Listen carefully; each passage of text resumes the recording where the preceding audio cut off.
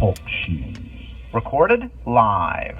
Hello, my name is Chuck, nicknamed Vancouver, of Vancouver, Washington, USA. Welcome to TalkShoe, call number 120-297. This call is being recorded, and anything said by either one of us will go into the public domain. Thus, everyone is entitled and encouraged to copy or republish any or all of this MP3 recording file. You do not need permission. No notification or attribution is necessary. To find more of these public domain audios, go to the top right corner of any TalkShoe.com screen and search for Vancouver or 120-297, or click on the purple top left live now button to see if the show is presently underway. The time out here in the West Coast of the U.S. is roughly 10:20 p.m. on Saturday, July 7, 2012, and I have on the phone with me Newsman of TalkShoe show. Sorry, I should have had this ready. Number 99598. He's got his show on TalkShoe. It just ended a few minutes ago. He's on every Saturday night at 10 p.m. Eastern Time. Newsman, what do you have to say? The ball's in your court, man.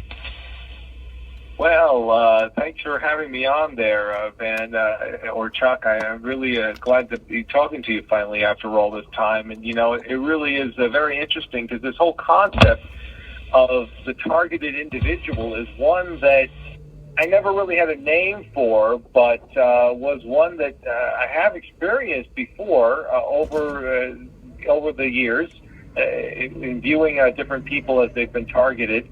But I wanted to ask you specifically, Chuck, first off, when was it that all of this did start for you? Well, when I noticed it, actually, was in April of 2000, right about tax day here in the USA, April 15 of 2006, and I knew I was being screwed with. It was totally amazing, and I didn't catch on, and I'm a good internet searcher, but I didn't catch on until May of 2010, so it went 4 years, and the search results were gamed, but I hope I've answered your question. So I caught, it started in April of 2006, I finally caught on in May of 2010. That's how secretive it is, and that's how difficult it was for me to find out about it. Now, before you were being targeted in 2006, were you politically active in any way? No, I would say I've never been politically active, but I have been outspoken. Generally, if I didn't like what a corporation was doing, I would say it. If I didn't like what, I thought it was like the American thing to do, to speak your mind, but it turns out that that can work against you. On the other hand, I do think it does go back to my much earlier years, like my 20s. In other words, 40 years ago, possibly.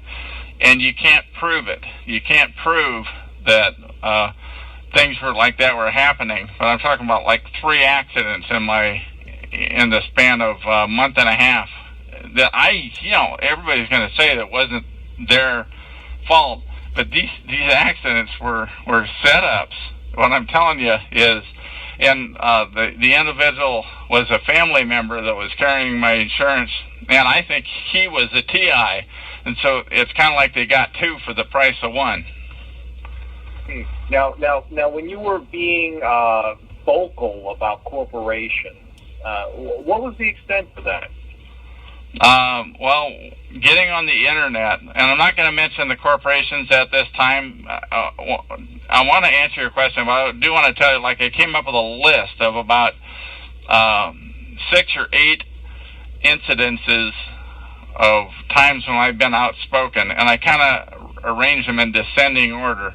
The extent of it was, though, that I was on the internet, and I was ranked. I mean, I was really hot. I was angry, and I was letting the cat out of the bag. Okay. Using the internet.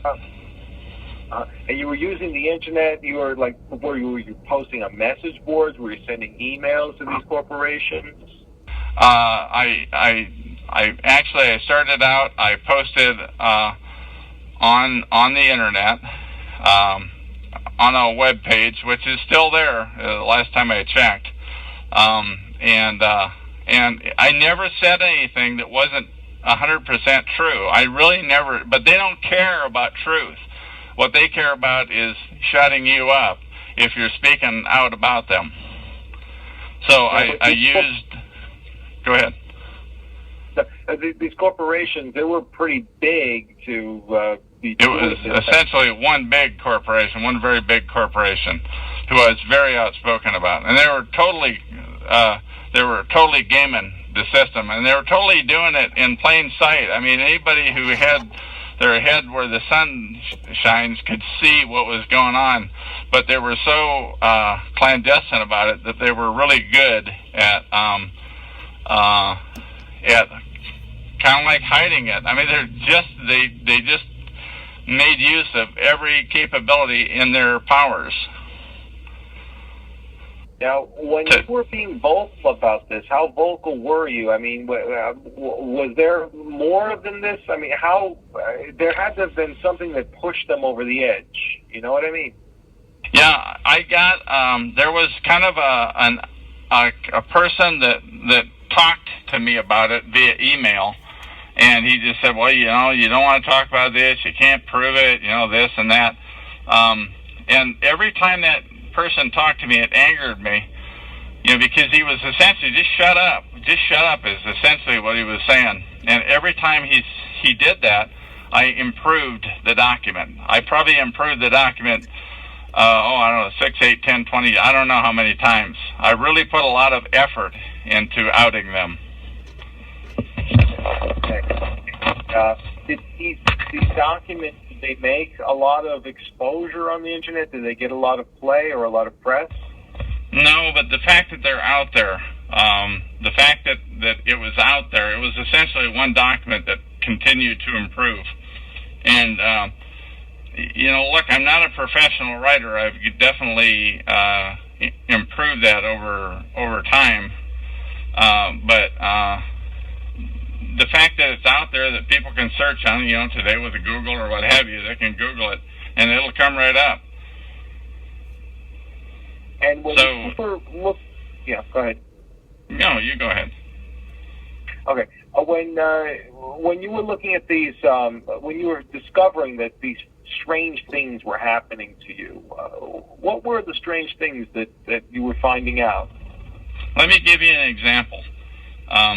Like on the night of tax day, 2006, I got home. I was living in my RV at the time, and I got home to my RV, and my lock on the RV had been jimmied with.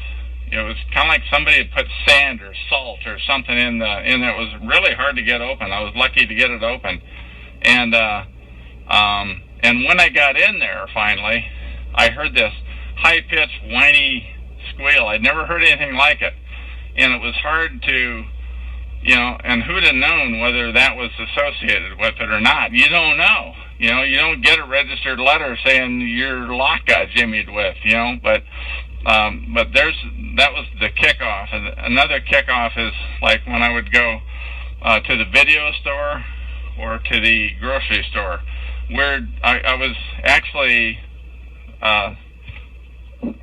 harassed. I mean, the way I looked at it, that was the term I was looking for on the internet. To me, it was harassment. It wasn't stalking. Stalking is something that weird guys do to their ex-girlfriends, you know. I was not being stalked, but it turns out that that's what it's under if you look at it on the internet. Right. Am I answering your questions? Okay, go ahead.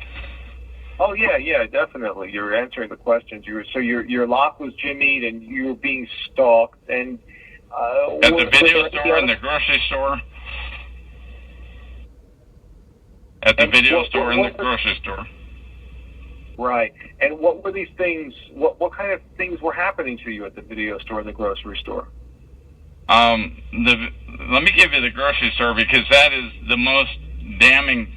And that was a place where I went so often, you know, like 2 or 3 times a week, I'm guessing. I never kept track, but it was like every time I tried to take a spot in the parking lot somebody would swipe it away at just the last second, and I wanted a certain kind of a spot. And what I find out later is that they surveil you. They know what you're looking for. I wanted the kind of a spot where I could pull through, where I could pull in one way and out the other, so I could actually leave going head out.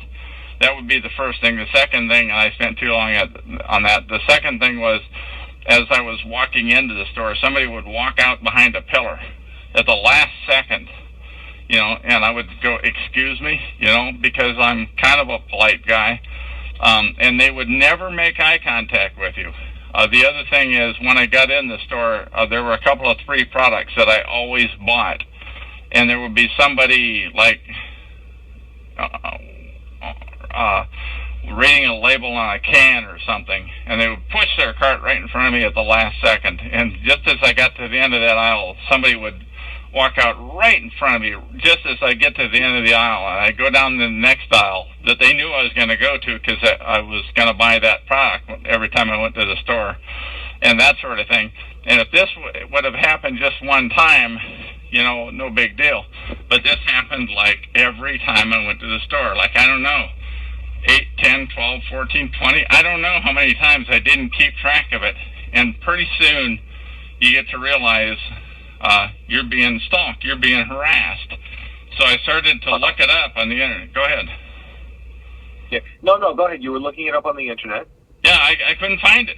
I honest to God, I mean, I really wanted to find out if this is happening. And to me, my thought was that it was happening to a lot of other people too, but I could not find it on the internet anywhere. And it literally took me 4 years to find it. I finally found it on I forget the exact URL. I should have had that ready. It's at the portlandmercury.com. And if you Google the term on the portlandmercury.com, it's on their blog, though, where somebody had left a feedback, and I'll paste that into the chat room here at TalkShoe.com on my show number 120297. I'll paste that URL where I finally found it on post number 6. And I said, that's it. And the guy who wrote it said what is happening to him, and he was referring to the previous slide post, is what he is encountering what many of us online are calling GangStalking. It was really well written, like 5 or 6 paragraphs that described essentially what was happening to me, and I've never looked back. Wow. But that's how I found it. So going back to the corporations, now the corporations that you were being very vocal about, I know you don't want to name the names. That is correct. I don't know why, but I just don't. Well, what is the industry that they were in? Yeah, I just don't want to. I'm sorry, I don't want to get more identifying than that. I'm sorry, but I mean, they just didn't want to be talked down. They looked at it as they were being talked down, but they were clearly being illicit. I mean, that's what they were doing. Were they retail, involved with the government? Okay. No, I don't think any more than any other retail establishment would be involved with the government. Okay. But it just seems a little strange that, maybe a retail establishment, even if it was, say, Walmart or, Target or something big like that, on that kind of... it is somebody really big, yeah. Okay. But if it was something along those lines, it just seems a little strange that they would want to... I know. I could make it not strange, and I'm sorry, I'm just not ready to name them yet. I don't know why. I'm just not ready to name them yet. Because I can't, name them without outing myself. And I'm not ready to out myself just yet. I've gone live with my first name, Chuck, but I have not... I used to go by the name Van, or Vancouver, where I live. And I did that for a year and 10 months. And then finally, I decided when I go live with this new show that we're on now, that's got 10 recordings so far, that I'm going to go live with my real name, my real first name anyway. It's a step in the direction of full exposure. Now, how long have you been living? You've been in Vancouver for how long? Probably six years that I've been stalked. Probably about 7 years. I came down from the Seattle area where I lived before that time. Okay. So, have you ever engaged in any of the recreational drugs? No, nothing. No, nothing. Nothing. I have never done any drugs. Never will. Never broken any laws. I'm a street legal kind of a guy. I'm just outspoken. No, I've never. The answer to that is no, absolutely not. Yeah, that is interesting. That is very interesting. But you speak out. Let me tell you, if you speak out about a corporation, expect to be. You better do it on the sly, and you should, and you might get caught anyway, because these guys have immense resources, and it's just little old you to anybody who's listening in. Right. But I was honked. Is the targeting continuing? Actually, what is interesting, I was thinking about it. I restarted that's kind of a little bit of a longer answer. My last show here on TalkShoe was 87-161, and I had that on for a year and a few months, and I was like literally harassed, just damn near continually. It continued to happen to where they shut the call down. TalkShoe.com shut the call down, probably because who knows why. You don't need a reason why, but because of potentially profanity. But they shut down a lot of TI shows, a lot of targeted individual shows. The shows that they shut down, by the way, were not affiliated with the scumbags at Freedom SCHS. So if you're under their umbrella, which is an illicit umbrella, by the way, because they're targeters, they're out netting new targets. And if you show up, you get driven off. They tried to drive me off. One of the individuals at freedomschs.com tried to drive me off early on when I went live with my call at the end of August of 2010. I think I answered your question and then a whole lot more. Let me throw the ball back at you. Did I answer it, though? Yeah, it does seem to be very complicated, to say the least, with what's going on here. And, it just seems that, because I don't know if you really have answered the question if the targeting is continuing. Has the targeting continued? Yes, it has continued. I'm glad you got me back on the line you wanted to go on. When I restarted this call at the beginning of June of 2012 here, just a month ago, essentially, now that I think about it, the targeting has stopped. They're kind of like they're looking for Plan B. But before that time, it was essentially the people in the stores, the harassment where they want you to know you're being harassed, you're being surveilled, and they want you to know you're being surveilled and harassed, but not be able to prove it. And they don't make eye contact with you. And anybody who's being harassed and stalked should keep that in mind.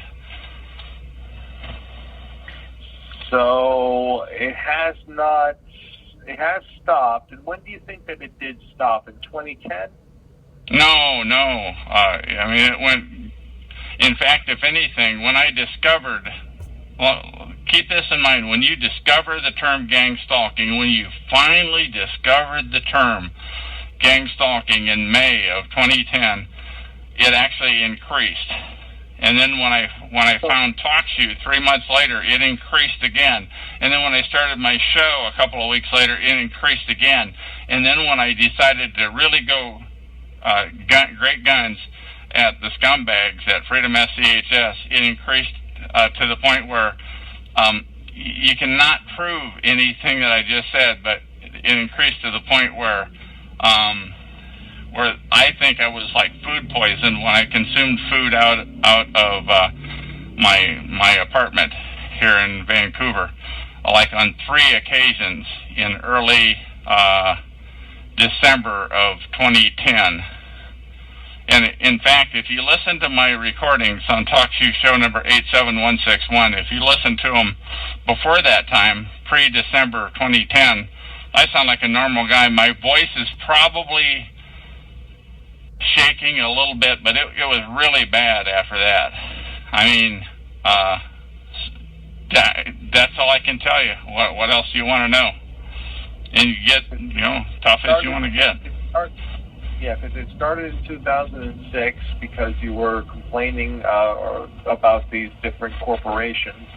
That could be. It could have been going on probably before that time because I started the complaining about a corporation. It might have been other incidents that were involved. And I think it might be like I know this is crazy, but like a point system.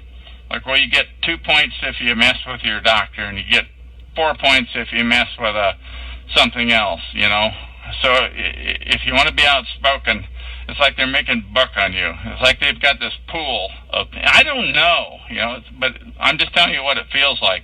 They've got this pool of people that they can screw with. They've got so many dollars to harass people, and to decide who's going to be the chosen ones. There's a point system, and my bubble came to the top of the bottle on April 15, 2006. Okay, so it may have started before 2006, but looking back on it, you really kind of became aware of it in 2010, and you're looking back on it, and you think that it started in 2006, maybe even before. Yeah, I want to say, before in 2006, I hadn't had a parking, or rather a citation, a driving citation, just like a decade.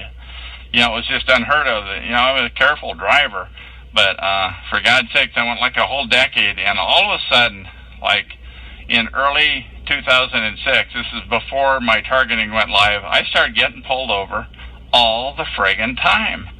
It was like 3, 4, 5, I don't know how many times it was. I don't even remember what they were about. It was just constantly getting pulled over. Never got a ticket, except for one time I did get a ticket after the targeting went live. I did get a ticket.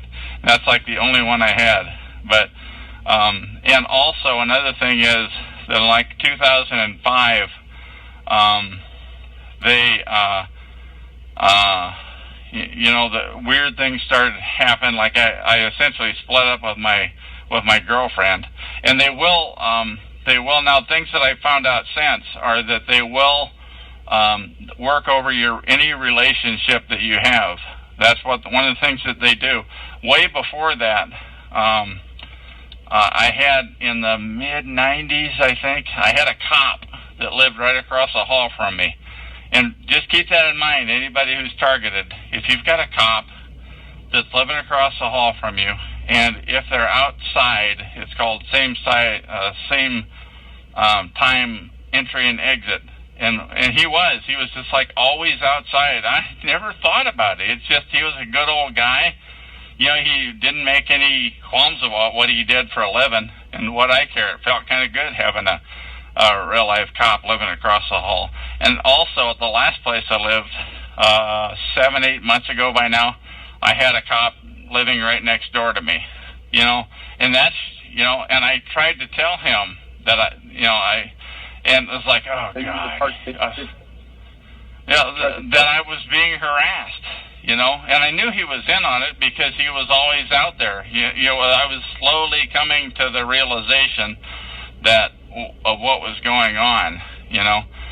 So now, things that you brought up, I wanted to backtrack a little bit about them because you said this statement, the targeting went live. What did you mean by that? What do you mean by that?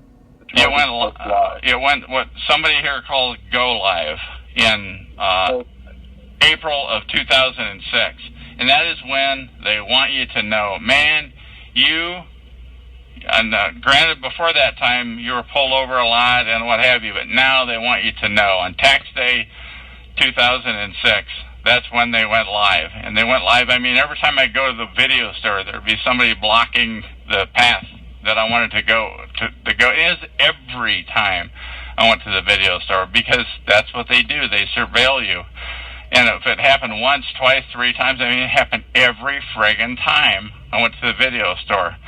And every time I went to the grocery store. And when those kinds of things continue to happen, that ought to be your... But I believe I've answered your question. Right, because when you're looking back, that's when you realize that that's when it went live. Yeah, that's Go Live, as Alda is her name. Alda calls it Go Live, and that's a good thing to call it, because that's when they turned up the heat. Now, who is this Alda? She is a targeted individual that lives in California that I met, quote unquote, here on TalkShoe at TalkShoe.com, and essentially I recorded her 3 times, I think, on my last call, 87-161. And I mean, I believe she is a real TI, but a real targeted individual. What's funny is, and I'm going all over the place here, and I don't mind if you just interrupt and get me back on where you want to go. But one thing, they have a way of taking what I would call a pure TI and compromising them, and I don't know why she's never started her own call. She's got her website is sites.google.com/site/targeted stalked terrorized, all one word. Let me repeat that: sites.google.com/site/targeted stalked terrorized. And she has a lot of information. In fact, I thought enough of it that I did a reading of that site on one of my recordings here. Okay. Now, when the cops were pulling you over all the time, what were they pulling you over for? I don't know. I don't remember. It's like, and they didn't give me a ticket. Well, did you know you're not supposed to? Yeah, sorry, And I guess I talked my way out of it, but it just continued to happen. And it wasn't like I didn't start, I don't know. It just, right. I don't remember. I'm sorry, I can't be specific on that one. Okay, now, when you were, how old when all of this happened? When this started to happen, roughly, I'm in my 60s now, so I would have been like 55 or thereabouts. Probably about 54 when they started to pull me over. 53 when I was up in Seattle, and came down here, and it had started then. But way back, even before that, even back when I worked for a corporation, I was what you call workplace mobbed, and that is where a couple of different, and you can't put your finger on that. You literally can't prove it, but there were like a couple of the people that worked with me, and a couple of other different people that were always in there. You just ask them to leave, and they'd leave, but sure as heck they'd come back the next day. It was like they were effing with me. It was just amazing, and now that's a reach. What I'm saying is what I have just described is a reach, but I think that possibly those are involved too. So you don't know. You can't. You don't get a registered letter that says, "Dear Chuck, here's the way it's going to be." Right. But it just seems to be very interesting that you wrote some things on the internet about a corporation or corporations, and then you've been stalked for maybe 6 years? Yeah, for 6 years go live. 6 years go live. And you've been harassed for 6 years. It seems to be I mean, you stop. It seems to be a little strange, a little unusual to say the least, that you would be. Well, let me address that, because I think once you become stalked and harassed, I think it's for good. I think people that participate in that sort of thing need to know that that the target is in it for the long haul, and they don't know, the people that are doing the stalking and the harassing, they don't know whether the person that's involved is of noble intent, who's spoken out, who doesn't have this harassment coming, or if it's a bad guy. They don't know. I don't know. I don't know. I never interviewed them. I'm hoping they'll call in, though, and I can interview them, but I think they'll put themselves at risk by doing that. So I think it's the same forces that are involved in this. The same forces are involved, whether they're payback victim or payback targets being paid back, and I mean being paid back, or somebody who they have a legitimate concern about. I think it's the same band. So it has stopped, and how long has it stopped? How long has the harassment stopped? I would say for the last month, since I've gone live now with my new show. I really never thought that it would. It never entered my mind that it might stop. I don't have any. I have no illusions that it's not going to start up again, because it had stopped three times while it was going on. Like, it would stop for a couple of 3 days, and you think, God, it's over. Thank God.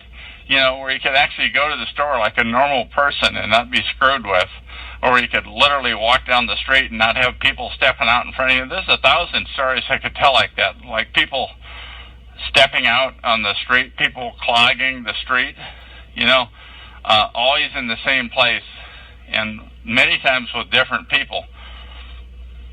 Yeah. Because it seems strange, because maybe if somebody was to, if somebody were to target you in a different way, I mean, usually sometimes it's like people hanging up on something, calling and then hanging up, those kinds of situations. I went through some of that. When I was up in Seattle, I went through a lot of that, a lot of hang-ups, a lot of people with wrong numbers that were rude, and you just think that's life in the big city, and it may have been. You don't know. By the way, I get a lot of calls on my cell phones here. A lot of course, I publish my numbers, So I don't make a. In fact, while I said that, why don't I say what the number is here? Right. But you've never done any drugs. Never, not a thing. What do you think of the psychiatric industry or the psychiatric community? Well, that's one thing that I think perhaps they steered clear of me, because I've made a note to you that I hung around with a space cult of Scientology for about 5 weeks. It was a number of decades ago. I just literally, you have to be rude to them. To get rid of them, you have to be rude. You have to get in their face, and you have to literally threaten them. You have to threaten to sue them, and if you threaten to sue them, they will go away. They will disappear. And I thought, God, that's great, they've disappeared. But what do I think of them? I don't have any respect for them. I probably thought more of them before this started to happen. But I don't, because they're in on this. If you tell them about it, they know about this protocol. They know about this targeting, and they're actually. Go ahead. The psychiatric community is aware of this. Oh, absolutely. The psychs, the cops. I saw an attorney about it when it first started to happen in 2006. I saw a handful, 3, 4, 5 attorneys and they don't know any, and I found out, well, there's different kinds of attorneys. So I stopped in to see this one attorney, and he took and I put my business card down on the desk, and he spun it around and he looked at it, and as soon as he saw my name come up on the screen, I guessed, because it was facing at him, he literally got sweat beads on his forehead. And that's the one thing to keep in mind. This protocol of harassment and stalking drives people to their knees. Another one, I mean, he literally started yelling at the top of his lungs as soon as he saw my name on that screen, as soon as I showed him my card and with my name on it. He came unglued, and he started walking around. He literally had sweat beads on his forehead. Smoothest attorney, and the reason I finally picked him was I realized, oh, you need a criminal defense attorney. You know, not that I have a lot of cash to throw at somebody like that, but he said, I suggest you see a you need to see a psychiatrist. And he started walking, pacing like as I've said before, like a schoolboy, back and forth. Another one, I talked to somebody, I talked to a healthcare worker that, just on a routine visit for myself. And yeah. Hello. Sorry about that. I have to turn this phone down. But go ahead. No. Go ahead. Somebody just tried to messing with me. They're trying to interrupt this call. What do you say? You were saying that somebody was calling you or something like that. Yeah. Well, yeah. Somebody just called me on the cell phone number that I published, and I just muted the phone so that if they call again, it'll be muted, so that we can put the priority on this. So just letting you know what happened there. Okay, but you were saying about the psychiatric community. Now, the psychiatric community is aware of this TI protocol? Oh, absolutely. Absolutely. The cops are aware, the psychs are aware, the healthcare worker that I saw, they're aware. She was the healthcare worker that I talked to, and I said I'm being harassed. And by the time I saw her, I had actually wised up to the term gang stalking. And what I didn't realize at the time was you don't want to mention this to healthcare workers, or they'll have you committed. They will have you committed if you claim to have this type of thing happen to you. They will do whatever they need to do to have you put away. And I didn't know that at the time, so that meeting would have been right around May of. Shortly after May of 2010, when I discovered that. Now that I think about it, or I discovered this term on the internet. Right. Have you ever? Have you ever come close to being committed? No, nothing like that. Never, ever. No, I've been gainfully employed all my life, and self-employed now, and for the last number of years. So no, it's never been an issue. But I understand that a lot of people have had that type of thing happen.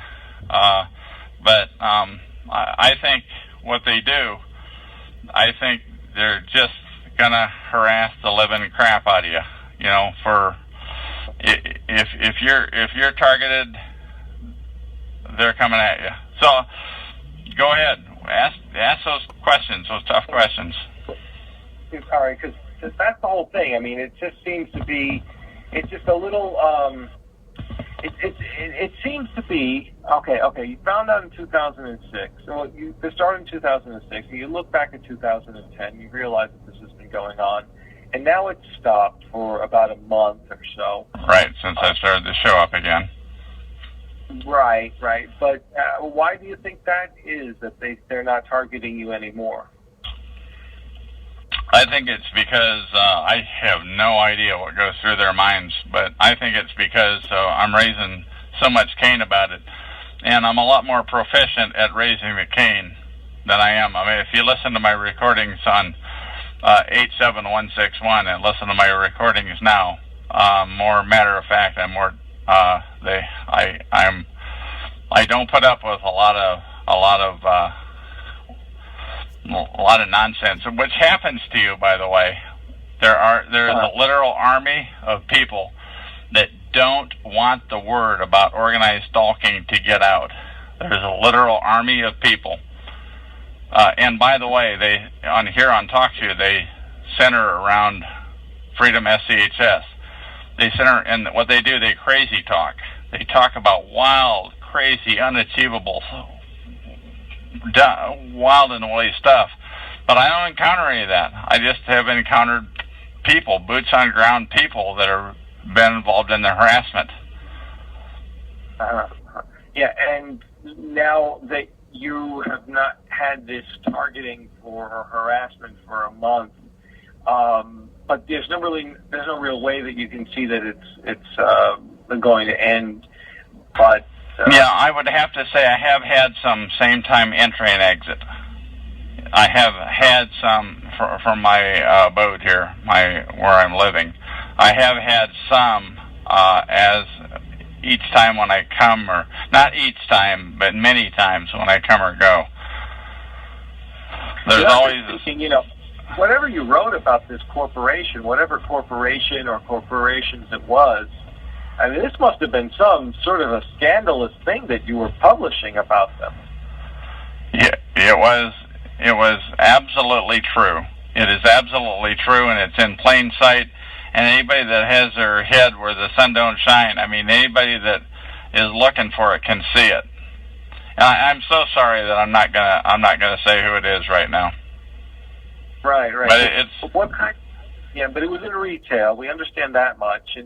But I mean, what kind of things were you alleging about this retail corporation? They're shysters. They put up signs that are intentionally fraudulent. They put up signs that can be taken two ways. They're so well worded, and that you assume it to be this, but in fact, it's that. I don't know how to say it any more clear than I've just said it. That there's ways to write a sign that sound pure. Go ahead. Like a bait and switch. They bring you in for something, they advertise one deal, and then they bring you in, and then they say, well, that deal is over, but here's something else. Or they put it up early and take it down late. I haven't read that write-up in a long time, but it was like 6 or 8 different things that they do that are all different. They're all scandalous. In each one, and that's one of them, was to put it up late or take it down early. Put it up before it starts and leave it up after it finishes, and that way, when it gets up to the checkout register, it rings up at such a price, and they're not looking. The customer, they're going so fast. They're going so fast that the customer is not really paying attention. And you don't really notice it until you get out of the store. But when you get out of the store, it's too late. Oh, well, that's okay. It was only $1 or $2 per item that I bought, so never mind. And the next time, it's the same thing. Wow. Yeah. But it just seems. Yeah. Okay. It just seems that okay, that's just something that look, a lot of people have complained about over the years. It doesn't seem to be anything so scandalous that would require you to be targeted and harassed for like 6 years. I don't know whether a lot of people are going to write a web page up on it, though, and improve it every time they hear about it. I don't know of a lot of people who are going to put so much effort into outing what they're doing. Right. And did you name any names? I mean, besides the corporation itself? Did you No, I did not.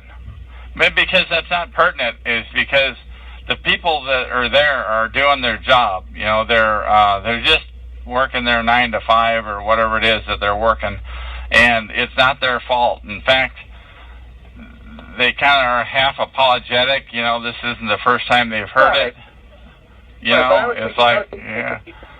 Right, I'm thinking about the people within the corporation who may have created this scandal and created this scheme. Well, I'm saying it's like up at the head office. Right. Well, I'm thinking that maybe you may have named names on that level. No, I never named names. because I never wanted to get sued. It's just, they're going to deal with this, and I do really do. He got harassed for 6 years. I mean, it probably would have been better if you got sued. But at least if you got sued, you would have been. Well, they wouldn't have anything to sue me on because I was telling the truth. What I'm saying is this couldn't have been the first time they heard it. And the guy who, again, was, I should have saved the emails, but who was talking about, really, you don't want to do this. He was almost trying to talk me out of doing it, F you, man. You guys are dirt. It's like, well, yeah, but, it depends on how you look. I don't know. What I'm saying is, to me, it was non-negotiable. There's one other thing I want to say about that corporation. Let me say this, because this is really pertinent.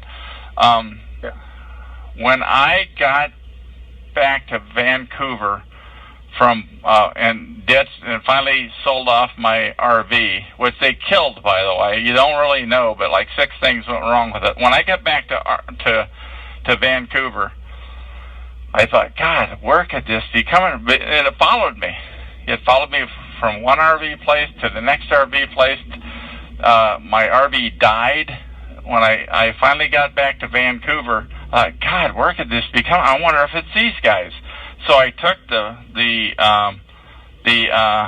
document down, and you know what? The targeting went away. It went away for like 3 months, and I don't remember the exact months. That probably a couple of 3 months duration, and then I got to thinking, God, if that's true. If that is what they were doing, if they were effing with me, if they F with, now I'm mad. Now I'm really mad. So then I put the document back, and I put twice as much work into polishing it and making it so that it could only be understood one way. And again, I'm not a professional writer, but I worked on it hard. Right. But by the way, when I put the document back, when I re-engaged my harassment of them, the harassment of me continued in kind. So I'm pretty sure that it is that corporation. But you don't know, And the corporation probably doesn't know. They weren't into the day-to-day detail of it. They just said, okay, we have so many brownie points to use, and we'll use them on Chuck. He's our guy. Yeah, so that guy was calling you and trying to persuade you to take it down? Is that what you said? Yeah, it was some guy via email. I don't know why and how I even allowed myself to get into a discussion with him. To an email discussion, I don't even know why I did that. I don't know if I have the emails or not anymore. And who knows whether he was with them or somebody. It was probably with somebody else. It was kind of like he was trying to just talk some sense into me, trying to talk me into stop this, stop. It was he played like a guy who just found this document that I had written, and I was big, tough Chuck, I wasn't trying to hide who I am. Because at the time, I didn't realize that you better watch it. I didn't realize that. I didn't know about this thing called targeting. Right. I had no concept about it. So this guy from the corporation actually contacted you. You don't know if he was from the corporation, or I assume he was not. I assume he was with somebody else who was just trying to get me to shut up. And that really infuriated me. So it was somebody who was, so you don't know who it was, but it was somebody who was just trying to say to you, hey, take that thing down that you were writing about this corporation. Yeah, and again, when I got back to Vancouver, I did take it down. The harassment went away, and this was pre-May of 2010, so the harassment did go away. And that really infuriated me. That you can't prove it. You can't prove that this guy was working for this corporation in a way, or for who knows who he's working for. You don't know that. You don't know that the corporation knew anything about it. They just said, hey, shut this guy up, is the way I took it. Yeah. Right. Now, before we were talking a little bit about mental health and about the psychiatric. You have gone to mental health professionals before, right? Never, ever. The only health professional that I saw was somebody about another issue that I had or whatever you want to say, but it was not anything to do with mental health at all. No, I've never, ever been to a mental health professional, ever. Okay. Well, all right, because... Go ahead and get as tough as you want. Go ahead. Come at me. Yeah, because I'm thinking that maybe, what do you think of the whole thing, the concept of the mental health profession? No. I don't know. To tell you the truth, I fought more of them before this thing started than I do now. And the thing that I hear about now is that they're in on this organized stalking, that they know about this organized stalking, that they participate in it, and they intentionally don't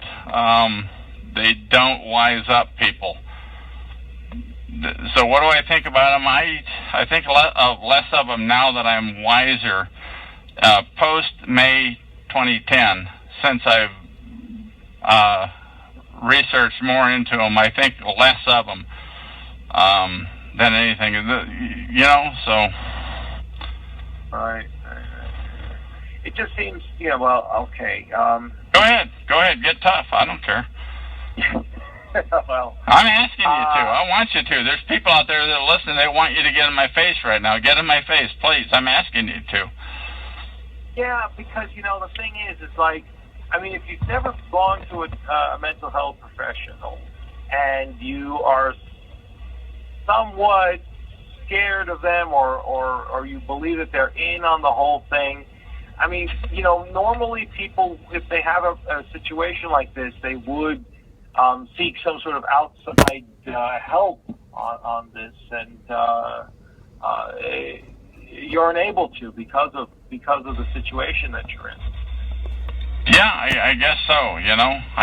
I don't have an issue with it. I've never seen them. I'm gonna do my best never to have to see them. What I can tell you though is, if anybody who Googles the term gang stalking or organized stalking, that is going to be one thing that they're going to find. That if you speak to a mental health professional, their objective is to get you thrown into the funny farm. That's what I've heard. So I would have no reason to talk to them. What was interesting though is when I did mention. They would probably diagnose you with some form of paranoid schizophrenia. Yeah, I've heard that a lot. Because I'm not a mental health professional at all in any way whatsoever. So I'm not, this is completely a layman's perspective that I'm giving. But if you did speak to someone who did have some knowledge about this and had degrees in this, and you saw them as a professional, they might diagnose you with that. Yeah, they probably will. That's my understanding, is that they probably will, and they will damn well know. By the way, they will know what that they're full of crap.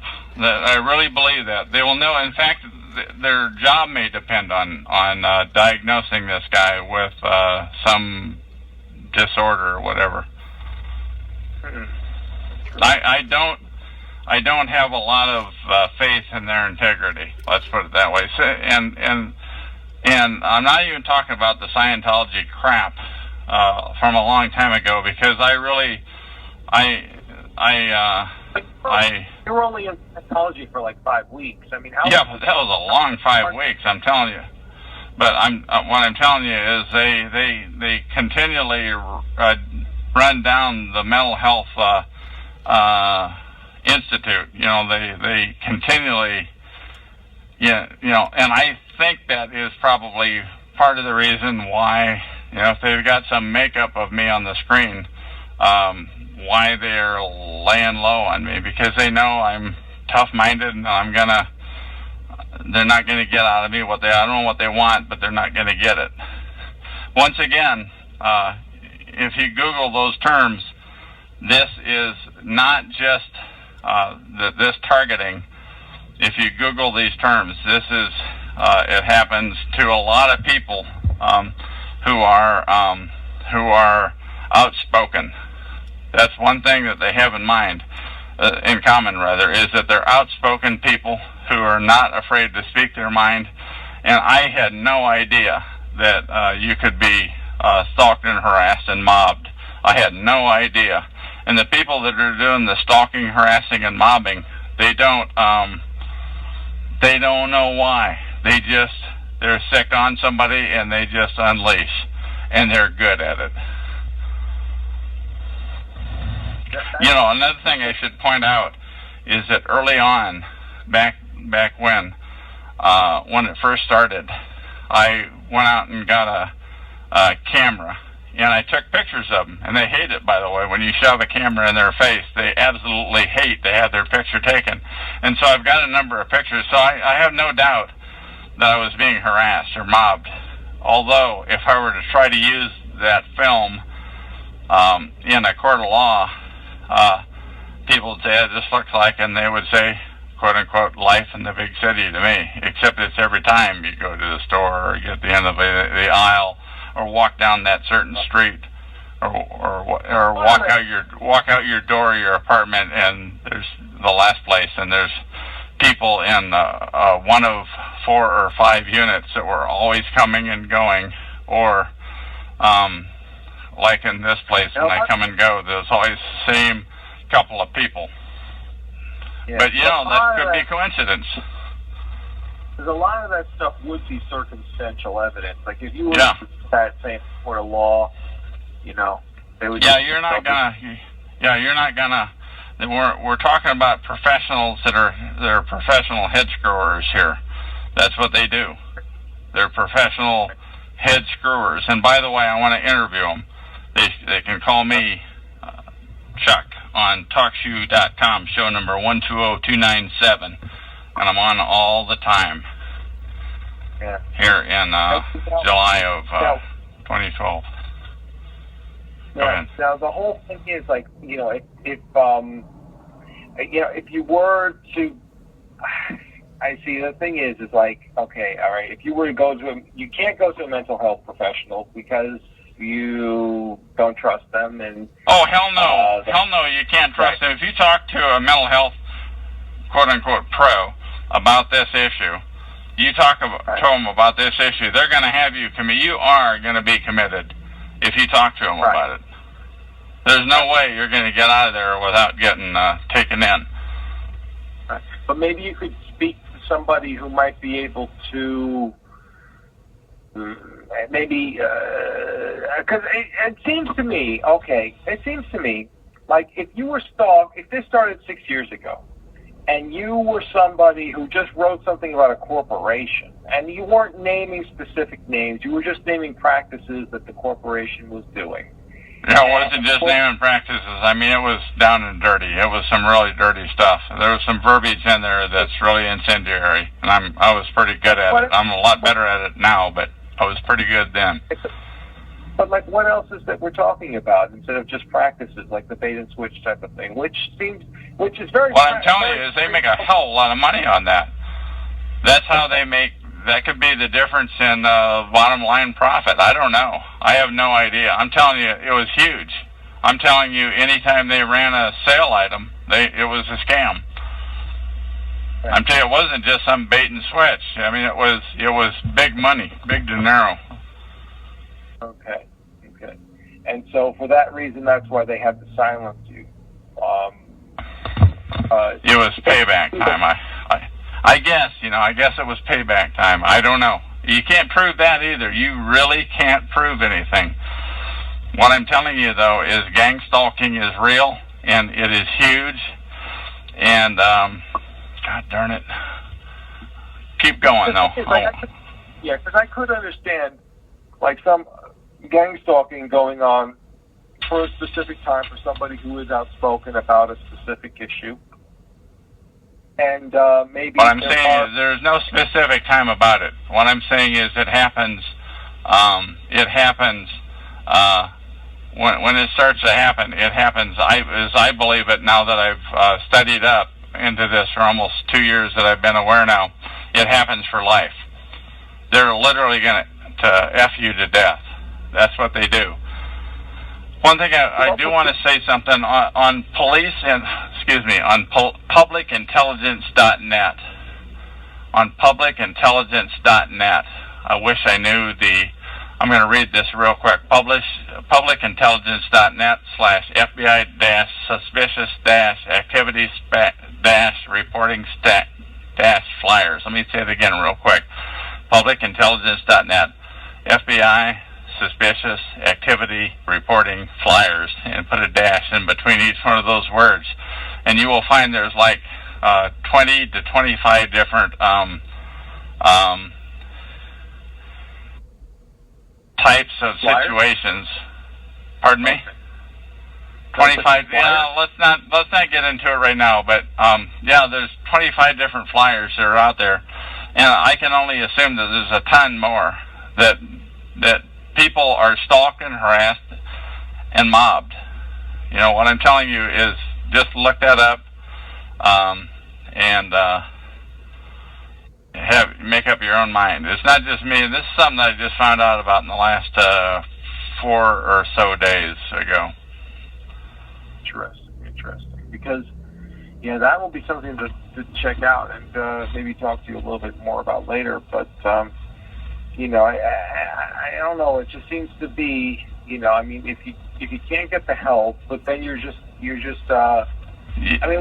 me say that about the help. All avenues, when this happens to you, when you are a TI, a targeted individual, all avenues to help are cut off. You cannot get help, and not only that, they cut off your relationships with in my case, with my girlfriend, with friends, you're essentially, you cannot make friendships. When you're standing there on a street corner and you're striking up a conversation with a stranger, it's like you're literally, now I don't blame you for raising your eyebrows on this, because this does sound a little bit wacky, so it's up to you. And it's up to the people that are listening to this MP3 file, which, by the way, once again, is in the public domain, what you're saying and I'm saying, for all eternity. So they're going to be listening to this 100 years from now and deciding on whether this type of thing happens. Right. When you're being harassed, it's go ahead. It is a tough situation, because normally the type of operation that you're talking about would only be normally associated with governments targeting specific political activists and that type of thing. But in this situation, we're talking about a corporation that's targeting somebody who was just talking about corporation with deep pockets, yeah. Deep pockets, yeah. So this is something that and you're talking about their business practices. What I'm saying is there is an infrastructure in this country, in this world, actually, because you literally can't. I moved from one city to another in Oregon in my RV. When I moved across the state line, across the Columbia River, back up here to Vancouver, it followed me. When I went from one apartment building to the next and to the one I'm at now, it follows you. All you're going to do by moving is deplete your financial reserves. Maybe what you're talking about is a concept more than more than anything else. Well, what do you mean by that concept? Well, all right. In your specific case, it's a corporation that's going after you because you spoke out about their practices. But they're the ones I think they're the ones that put the hex on you. They're just using an existing infrastructure. This infrastructure, those people it doesn't have that corporation's name on their ID badges. It's just the people, when I go from one area of town to another, when I've gone, rather, from one area of town to another, the harassment has followed me when I've gone down to Portland. Right, but this could be something that can be applied not only to your case, but to other people's cases as well. You know, political activists, police activists, what have you. You know, people who are generally outspoken about issues. Yeah, I think when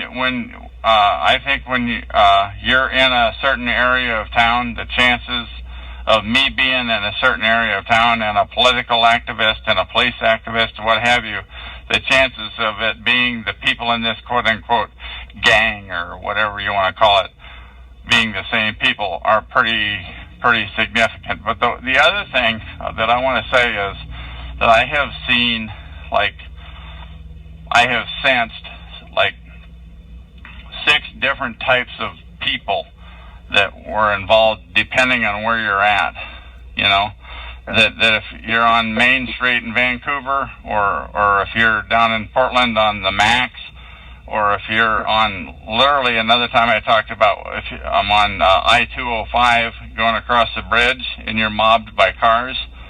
I mean, there's different types of people that are involved in it depending on where you are. So what are the 6 types of people? The 6 types of people, one would be the kind that was down on Main Street in Vancouver. A lot of unemployed people probably. Another type would be people in my last apartment building in the hallway that are fairly well-to-do because it was a nice joint.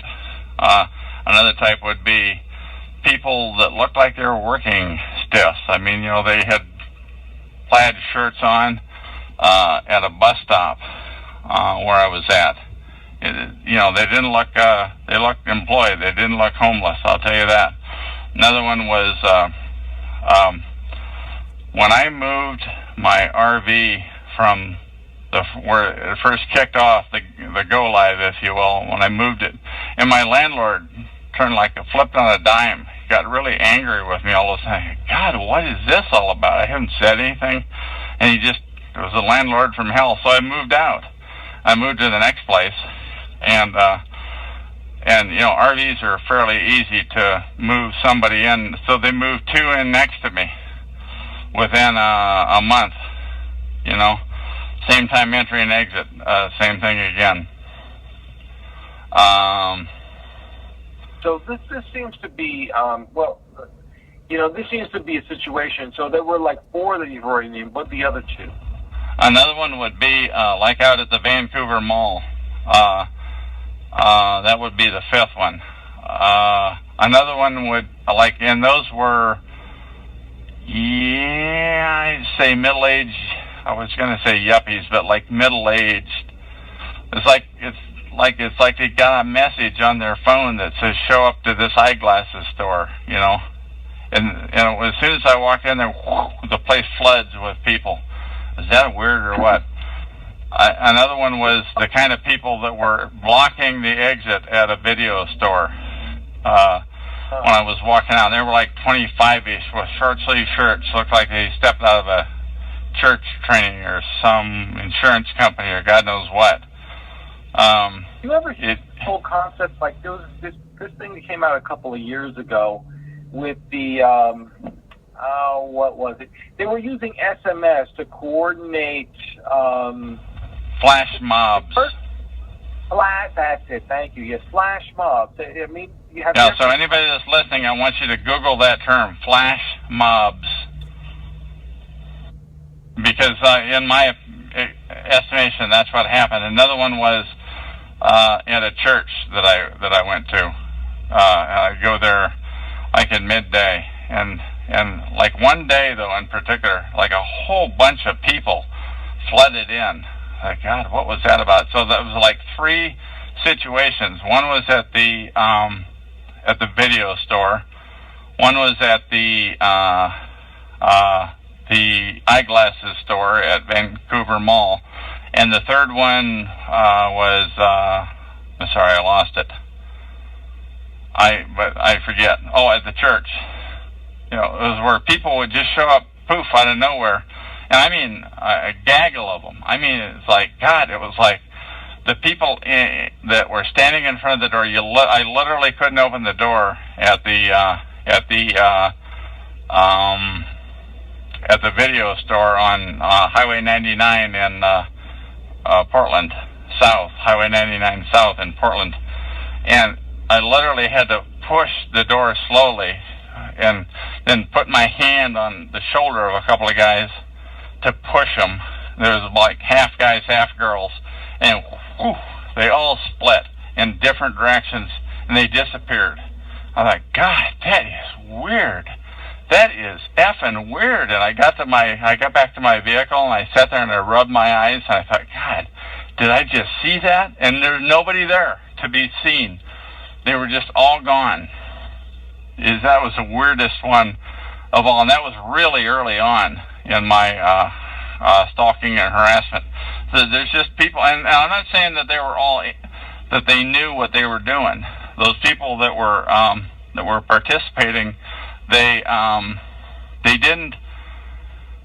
Well, they knew that they were head screwing, and they were like enjoying it, and they were keeping a straight face.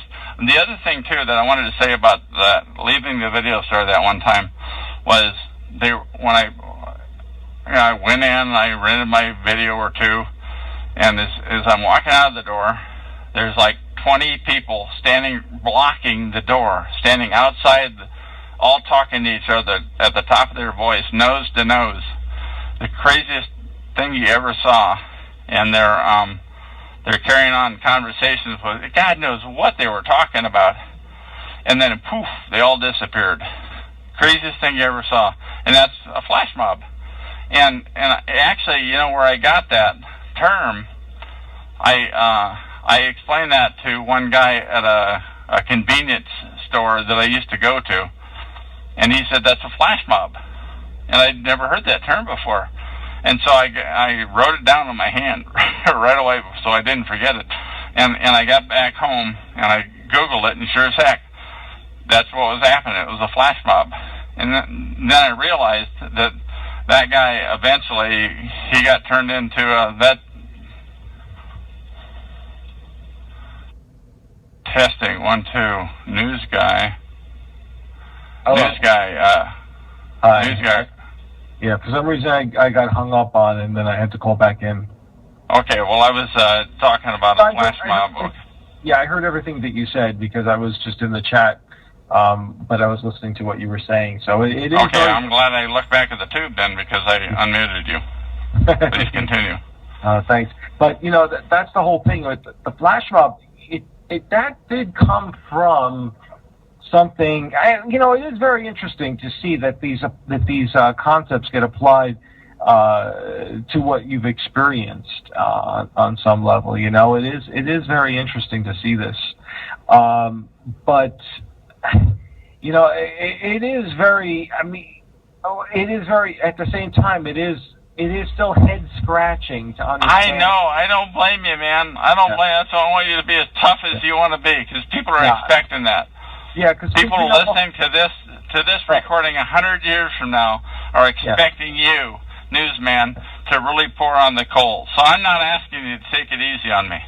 Okay, because that's the whole thing. I mean, listen. I mean, if somebody is saying, "All right, listen, I can understand this if this is a political activist, you know, left-wing activist, right-wing activist," but this guy was just talking about different, you know, practices of some company somewhere, some chain store somewhere. You know, why are they going to target him for 6 years to silence him? I mean, they're going to target you to death, man. Well, that's what I think. I think when you get put on this list, you're on it for eternity. You're going to die this way. But that really doesn't seem to be something that they would target you for 6 years and drive you into some sort of place where you are isolated from everybody, and you know, I mean, because they could just as easily at this point. For example, there have been people who have had their information posted on the internet, pictures of themselves posted on the internet, and they've been able to take down websites very successfully just through copyright control arguments. And so what they could do, I mean, so there are different mechanisms for these corporations to just silence you without having to drive you into some sort of, some sort of place where you're isolated. I don't know what it would be. I was not going to shut up. They pissed me off so much. I'm still not going to shut up. Right. I have had, it took me 4 years of my life of being targeted and harassed and stalked and mobbed. It took me 4 years to finally catch on to the term gang stalking. Google that term, organized stalking. It took me so long, and I'm not just going to shut up about it. Most people would. And by the way, I think a lot of people do shut up about it. And a lot of people have showed up here on TalkShoe.com on these shows, and they show up on like the skank calls on Freedom FCHS, and they talk about it, and they get mobbed. They get driven away with crazy talk. These people over there, they start talking unachievable nonsense, crazy talk, and they're driven away. And I decided no crazy talk on my call. I'm not letting them talk about that off-the-wall nonsense. If it doesn't happen to me, it doesn't get talked about. So you think that these guys, like the Freedom FCH, which is also another TalkShoe show, and they're not really an organization, are they? They claim to be. I think they're paid perps. I think they're a bunch of paid scumbags. That's a scumbag operation. They're on like every night with hidden calls. I'm going to read some numbers here. Call number 66339 is Derek's Saturday night call. Filthy Joe's nightly call Sunday through Thursday is 89899, and his is hidden. You got Jay Wojciechowski as a call, and Nigel. And I really do consider all those people to be perps, because they talk about the wackiest, farthest out stuff. And none of that crazy stuff ever happened to me, and they get so annoyed with me for not being willing to accept their story, and I just don't believe it. I think they're liars. I don't think they're crazy, by the way. I think they're making it up. I mean, just to briefly get into it, I mean, because really we're focusing on you, but I'm curious, what kind of crazy stuff are they talking about over there? Yeah, I'm just not gonna. I'm not gonna get into it. And the reason I don't, I know. You can talk yourself blue. I'm not gonna get into the examples. Okay. And the reason I'm not is because that just makes my call another crazy talk call. So I learned early on not to talk about just to let people know. If you're listening to a call and they're talking about some wild and woolly, wacky stuff, everything that I have said is earthly. It's far-fetched, I'll grant you that, but it's earthly, it's achievable. The stuff they talk about over on those crazy talk calls is way off the deep end, and they do it non-stop. And if anybody wants to show up and talk about normal stuff, like I'm talking about, they get flooded. They get flooded away with the wacky talk. That's their job, as near as I can tell. That's their job. That's their purpose in life, is that there is not only this thing called organized stalking, but it is a secretive protocol, I think, by and large, by secret societies that inflicted on people. And they don't talk about it. There's no talk about it. The same people that essentially killed Martin Luther King Jr., one of the greatest Americans who ever lived, the same people that killed him are the same branch of people that are doing this. They don't talk about it. You don't hear the details about it. But that gets into some really weird conspiracy theories, I mean, if you're talking about things like that, I mean, you kind of like, you open up a whole new Pandora's box of things about secret societies and Illuminati and all that. I didn't say the I word, but what I'm telling you is, I thought, where in the hell are they getting these people? How can they do that? How can they come up with all of these effing people nonstop? Every time I go down this street, there's people that clog my pathway. It's like, and they're always different, and they never talk to you. How do they do that? How did Right. and I think a lot of it is churches. Believe it or not, I really do. I think they tell lies to, I guess, to the churches, to the people that are involved. You know, to get them to participate. Well, this guy is a pedophile and he has it coming, so you should join us and harass this guy because he's a bad character. And after all, you wouldn't want your kids. Let me tell you a story. I want to tell you a story about this one guy, and I don't know his name, but it was down at Esther Short Park, and I ran into him one day, and he lived in one of the buildings there, and I lived in another one. And he talked about he was talking one day. It was like he was whipping a line on me. He showed me the perp hand. Now, this guy had stalked me on a number of occasions. You know, so I knew he was a perp, but I was carrying on the conversation. And he was talking about the fire extinguisher at the end of one of the hallways was missing. And we do want to stop the fire extinguishers from disappearing, don't we?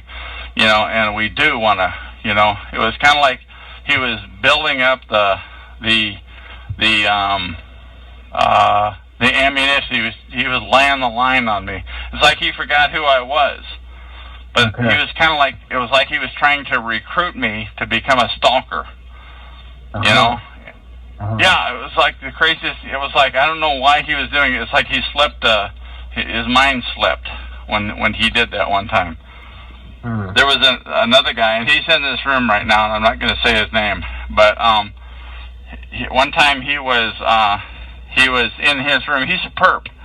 He's with freedomschs.com. And one day, he was telling stories about me. And every story, like 5, maybe it was 4, maybe it was 6 stories. And he'd just go from one to the next, to the next, to the next. And every story had an element of truth to it. And he'd mix it with lies and omissions. He'd add lies and he'd lay things out to paint me in the worst light. And I was like, God. And I was logged into his room as a guest, listening to him tell these stories, and it was like he screwed up. He showed me the perp hand. He totally screwed up by, and he took things that I was actually proud of, my proud achievements, and he would make them sound bad just by exaggerating and by leaving things out. That's how perps get.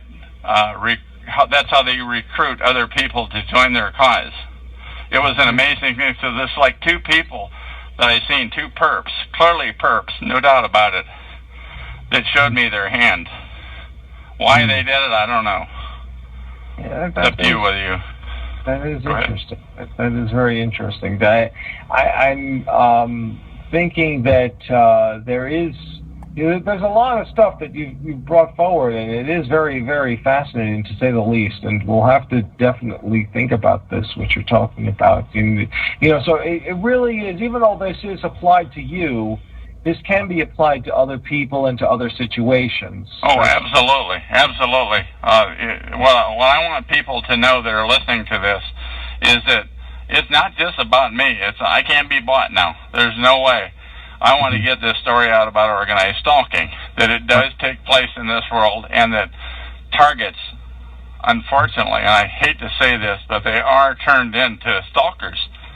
Targets become stalkers. And when they do, they're not coming back.